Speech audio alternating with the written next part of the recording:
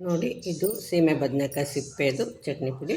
ಇದು ಸಬ್ಸಿಗೆ ಸೊಪ್ಪಿನ ಕಡ್ಡಿ ಮತ್ತು ಬೇಕಿದ್ದರೆ ಹಾಕ್ಬೋದಾದಂಥ ದಾಳಿಂಬೆ ಪುಡಿಯನ್ನು ಹಾಕಿದ್ದೀನಿ. ಅದನ್ನೇನು ಹಾಕೋ ಅಗತ್ಯ ಇಲ್ಲ, ಬರೀ ಸಬ್ಸಿಗೆ ಸೊಪ್ಪಿನ ಕಡ್ಡಿನಲ್ಲೇ ಮಾಡಬಹುದು. ಇದು ಸಬ್ಸಿಗೆ ಸೊಪ್ಪಿನ ಕಡ್ಡಿ. ಕೆಲವಕ್ಕೆ ಸೊಪ್ಪು ಮಾತ್ರ ಬಳಸ್ತೀವಲ್ವ, ಅಂಥದ್ದನ್ನು ಎಳೆದಾಗೆ ಇರೋವಂಥದ್ದನ್ನು ಸ್ವಲ್ಪ ಕಡ್ಡಿಗಳನ್ನ ತಗೊಂಡು ಈ ಥರ ಮುರಿದಿಟ್ಕೊಂಡಿದ್ರೆ ಸ್ವಲ್ಪ ಎಣ್ಣೆ ಹಾಕಿ ಅದನ್ನು ಹುರ್ಕೋಬೇಕು. ಸಣ್ಣ ಊರಿನಲ್ಲಿ ಕೆಂಪಗಾಗೋ ಹಾಗೆ. ಜಾಸ್ತಿ ಉರಿ ಮಾಡಿಬಿಟ್ರೆ ಮೆತ್ತಗಾಗ್ಬಿಡುತ್ತೆ. ಸಣ್ಣ ಊರಿಲಿ ಸ್ವಲ್ಪ ಹೊತ್ತು ಬಿಟ್ಟು ಆಫ್ ಮಾಡಿಬಿಟ್ಟು ಮತ್ತೆ ಆನ್ ಮಾಡಿ ಇಟ್ಟಿದ್ರೆ ಹುರ್ಕೋಬೋದು, ಆವಾಗ ಇನ್ನೂ ಚೆನ್ನಾಗಾಗತ್ತೆ. ನೋಡಿ, ಇಷ್ಟು ಹುರಿದು ಒಲೆ ಆರಿಸಿದ್ದೀನಿ. ಒಂದು ಸ್ವಲ್ಪ ಇದೇ ಬಿಸಿಗೆ ಇದು ಸ್ವಲ್ಪ ಒಣಗ್ದಂಗೆ ಆಗುತ್ತೆ. ಆಮೇಲೆ ಮತ್ತೆ ಒಲೆ ಹಚ್ಚಿ ಮತ್ತೆ ಸಣ್ಣ ಊರಿಲಿ ಸ್ವಲ್ಪ ಹುರ್ಕೋತೀನಿ. ನೋಡಿ, ಈಗ ಮತ್ತೆ ಸ್ವಲ್ಪ ಹುರಿದೆ, ಇವಾಗ ಸ್ವಲ್ಪ ಸ್ಟಿಫ್ ಆಗಿದೆ. ಇವಾಗಲೂ ಅಷ್ಟೇ ಒಲೆ ಆರಿಸಿ ಸ್ವಲ್ಪ ಹೊತ್ತು ಬಿಟ್ಬಿಟ್ಟು ಆಮೇಲೆ ನಾವು ಬೇರೆದಕ್ಕೆ ಪುಡಿ ಮಾಡೋದಕ್ಕೆ ಹಾಕ್ಕೊಂಡ್ರೆ ಸ್ವಲ್ಪ ಚೆನ್ನಾಗಿರುತ್ತೆ. ಇದು ಸ್ವಲ್ಪ ದಾಳಿಂಬೆ ಪುಡಿ ಇದೆ. ಇವತ್ತು ನಾನು ಅದ್ರ ಜೊತೆ ಚಟ್ನಿ ಪುಡಿ ಮಾಡ್ತಾಯಿದ್ದೀನಿ, ಸೀಮೆ ಬದನೆಕಾಯಿ ಸಿಪ್ಪೆ ಜೊತೆ. ಇದಕ್ಕೆ ತುಪ್ಪ ಹಾಕ್ಕೋಬೇಕು. ದಾಳಿಂಬೆ ಪುಡಿ ಹಾಕ್ಕೊಳ್ಳೇಬೇಕು ಅಂತೇನಿಲ್ಲ, ನೀವು ಬರೀ ಸೀಮೆ ಬದನೆಕಾಯಿ ಸಿಪ್ಪೆನಲ್ಲೇ ಮಾಡಿ. ನಾನಿದೆ ಅಂತಂದ್ಬಿಟ್ಟು ಇವತ್ತು ಇದಕ್ಕೆ ಹಾಕ್ತಾಯಿದ್ದೀನಿ ಅಷ್ಟೇ. ತುಪ್ಪ ಹಾಕಿದ್ರಿಂದ ತುಂಬ ಹೊಗೆ ಥರ ಬರುತ್ತೆ. ಸ್ವಲ್ಪ ಆಫ್ ಮಾಡಿಬಿಟ್ಟು ಮತ್ತೆ ಬೇಕಿದ್ರೆ ಸ್ವಲ್ಪ ಬಿಸಿ ಮಾಡ್ಕೊಳ್ಳೋಣ. ಇದು ಗರಿ ಗರಿ ಆಗುತ್ತೆ. ಸಬ್ಸಿಗೆ ಸೊಪ್ಪಿನ ಕಡ್ಡಿ ಥರ ಮೆತ್ತಗಿರಲ್ಲ, ಇದು ಸ್ವಲ್ಪ ಗರಿ ಆಗಿಬಿಡುತ್ತೆ ಬೇಗ. ಈ ದಾಳಿಂಬೆ ಪುಡಿ ಎಲ್ಲ ಉಷ್ಣ ಆದಾಗ ಇದ್ರ ಪುಡಿನ ತುಪ್ಪದಲ್ಲಿ ಹುರಿದು ಮೊಸರಲ್ಲಿ ಹಾಕಿ ಕೊಡ್ತಾರೆ. ಇದನ್ನು ಮೊಸರು ಬಜ್ಜಿ ಕೂಡ ಮಾಡೋಕ್ಕೆ ಹೋಗಬಹುದು. ಇವತ್ತು ನಾನು ಅದನ್ನು ಮಾಡೋದು ಬೇಡ ಅಂತ ಚಟ್ನಿ ಪುಡಿಗೆ ಹಾಕ್ತಾಯಿದ್ದೀನಿ ಅಷ್ಟೇ. ಈಗ ಒಲೆ ಆರಿಸಿದ ಮೇಲೆ ಹುರಿದ್ರೆ ನೋಡಿ ಚೆನ್ನಾಗಿ ಕೆಂಪಗಾಗಿದೆ, ಗರಿ ಗರಿ ಆಗುತ್ತೆ.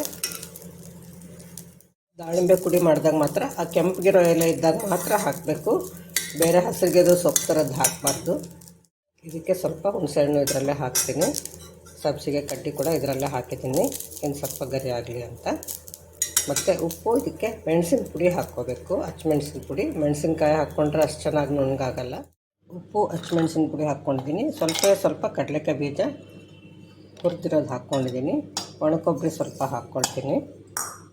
ಈಗ ದಾಳಿಂಬೆ ಪುಡಿ, ಸಬ್ಸಿಗೆ ಸೊಪ್ಪಿನ ಕಡ್ಡಿ ಎಲ್ಲ ಹಾಕ್ಕೊಂಡು ಈಗ ನುಣ್ಣಗೆ ಮಾಡ್ಕೊಳ್ಳೋಣ.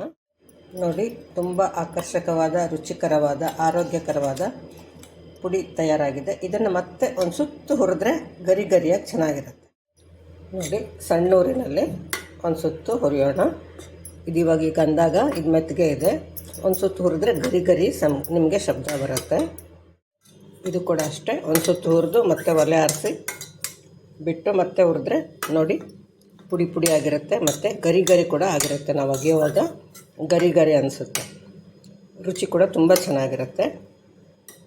ಅನ್ನಕ್ಕೆ ಬಿಸಿ ತುಪ್ಪ ಹಾಕ್ಕೊಂಡು ಬಿಸಿ ಅನ್ನಕ್ಕೆ ಹಾಕಿ ಕಲಿಸ್ಕೊಳ್ಳೋದು ಎಲ್ರಿಗೂ ಗೊತ್ತೇ ಇದೆ. ಹಾಗೆ ಇದನ್ನು ಪುಡಿ, ಉಪ್ಪಿಟ್ಟು, ಚಿತ್ರಾನ್ನದು ಕೂಡ ಇಂಥದ್ದೆಲ್ಲ ಒಂದು ಚೂರು ನೆಂಚ್ಕೊಳ್ತಾರೆ ಕೆಲವರು.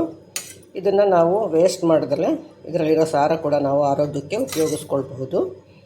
ಖಂಡಿತ ಇದನ್ನು ಟ್ರೈ ಮಾಡ್ತೀರಾ ಅಂತ ಅಂದ್ಕೊಂಡಿದ್ದೀನಿ. ಗರಿ ಶಬ್ದ ಕೇಳಿಸ್ಲಿ ಅಂತ ಹೀಗೆ ಮಾಡಿದೆ. ಇದು ಸೀಮೆ ಬದನೆಕಾಯಿ ಸಿಪ್ಪೆ ಎಳೆದಾಗಿದೆ, ಆದರೆ ಒಂದೆರಡು ದಿವಸ 2-3 ದಿವಸ ಫ್ರಿಜ್ಜಲ್ಲಿ ಹಾಗೆ ಇಟ್ಟಿರೋದ್ರಿಂದ ಸ್ವಲ್ಪ ಸ್ಟಿಫ್ ಆಗಿದೆ.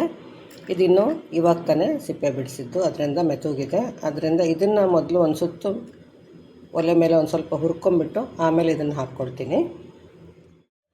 ಬಿಸಿ ಬಾಣಲೆಗೆ ಈಗ ತಾನೇ ತೆಗೆದಿರೋ ಸಿಪ್ಪೆನ ಸ್ವಲ್ಪ ಹೊತ್ತು ಹಾಕಿ ಇಟ್ಟಿರ್ತೀನಿ. ಇದು ಸ್ವಲ್ಪ ಬಿಗಿ ಬರಲಿ. ಬಿಸಿ ಬಾಣಲೆಗೆ ಹಾಕಿಬಿಟ್ಟಿದ್ದಕ್ಕೆ ಸ್ವಲ್ಪ ಬಿಗಿದಿದೆ. ಇವಾಗ 2 ಜೊತೆಲಿ ಹುರಿಬೋದು. ಇದಕ್ಕೆ ಹಾಕ್ತೀನಿ. ಅದಕ್ಕೆ ಮುಂಚೆ ಇದರಲ್ಲಿ ಒಂದು ಸ್ವಲ್ಪ ಉದ್ದಿನಬೇಳೆ ಹಾಕ್ಕೊಂಡು ಹುರ್ಕೊಳ್ತೀನಿ.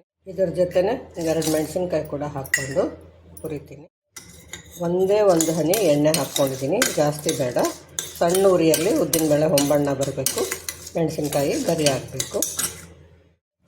ಇದಾಗಿದೆ, ಈಗ ಸಾಕು. ಒಲೆ ಆರಿಸಿದ್ದೀನಿ. 1 ನಿಮಿಷ ಬಿಟ್ಟು ತೆಗಿತೀನಿ. ಅಷ್ಟರಲ್ಲಿ ಸ್ವಲ್ಪ ಬಣ್ಣ ಬದಲಾಗುತ್ತೆ, ಗರಿನೂ ಬರುತ್ತೆ. ಸ್ವಲ್ಪ ಹುಣಸೆಹಣ್ಣು, ಹೆಚ್ಚಿದ ಕೊಬ್ಬರಿ ಎಲ್ಲ ಇದಕ್ಕೆ ಹಾಕಿದ್ದೀನಿ. ಸ್ವಲ್ಪ ತಣ್ಣಗಾಗಲಿ. ಈಗ ಸ್ವಲ್ಪ ಅಂದರೆ 1 ಚಮಚ ಎಣ್ಣೆ ಹಾಕ್ಕೊಂಡು ಇದನ್ನು ಸೀಮೆ ಬದನೆಕಾಯಿ ಸಿಪ್ಪೆನ ಹುರ್ಕೊಳ್ತಾ ಇದ್ದೀನಿ.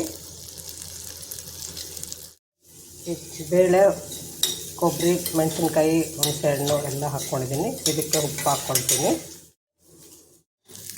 ಸ್ವಲ್ಪ ಹುರಿದು ಒಲೆ ಹಾಕ್ತೀನಿ. ಈಗ ಮತ್ತೆ ಸ್ವಲ್ಪ ಹೊತ್ತು ಬಿಟ್ಟು ಮತ್ತೆ ಬಾಟ್ಲಲ್ಲಿ ಹಾಕಿದ್ದ ಸಬ್ಸಿಗೆ ಸೊಪ್ಪಿನ ಗಡ್ಡಿದು ಪುಡಿ ಹೇಗೆ ಗರಿ ಗರಿ ಶಬ್ದ ಬರುತ್ತಲ್ವ,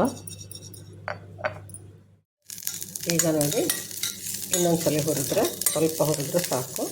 ಮತ್ತೆ ಒಲೆ ಹಾಕಿ ಮತ್ತೆ ಬಿಟ್ಟರೆ ಆ ಕಾವಿಗೆ ಅದು ಚೆನ್ನಾಗಿ ಸ್ವಲ್ಪ ಗರಿ ಗರಿ ಆಗೋಕ್ಕೆ ಬರುತ್ತೆ. ಈಗ ಒಲೆ ಆರಿಸಿದ್ದೀನಿ. ಮೊದಲು ಇವೆಲ್ಲನ ಪುಡಿ ಮಾಡ್ಕೊಳ್ಳೋಣ. ಈಗ ಇದು ಪುಡಿ ಆಗಿದೆ. ಇವಾಗ ನೋಡಿ ಇದೆಲ್ಲ ಈ ಥರ ಆಗಿದೆ. ಇವಾಗ ಇದನ್ನು ಪುಡಿ ಮಾಡ್ಕೊಳ್ಳೋಕೆ ಹಾಕ್ಕೊಳ್ಳೋಣ. ಇವಾಗ ಪುಡಿ ಆಗಿದೆ. ಈಗ ಒಂದು ಸುತ್ತು ಬಾಣಲೆಯಲ್ಲಿ ಹುರಿದು ಬಿಡೋಣ. ಸಣ್ಣ ಊರಿನಲ್ಲಿ ತೇವಾಂಶ ಹೋಗೋ ಹಾಗೆ, ಸ್ವಲ್ಪ ಗರಿ ಗರಿ ಆಗೋ ಹಾಗೆ ಸಣ್ಣ ಊರಿನಲ್ಲಿ ಹುರಿಬೇಕು. ಒಂದೇ ಸಲ ಹುರಿಯೋಕ್ಕಾಗದೇ ಇದ್ದರೆ ಒಂದು ಸುತ್ತು ಹುರಿದು ಬಿಟ್ಟು ಒಲೆ ಆರಿಸಿ ಮತ್ತೆ ಸ್ವಲ್ಪ ಹೊತ್ತು ಬಿಟ್ಟು ಮತ್ತೆ ಹುರಿದ್ರೆ ಚೆನ್ನಾಗಿ ಗರಿ ಗರಿ ಆಗುತ್ತೆ, ಸಿಯೋದಿಲ್ಲ.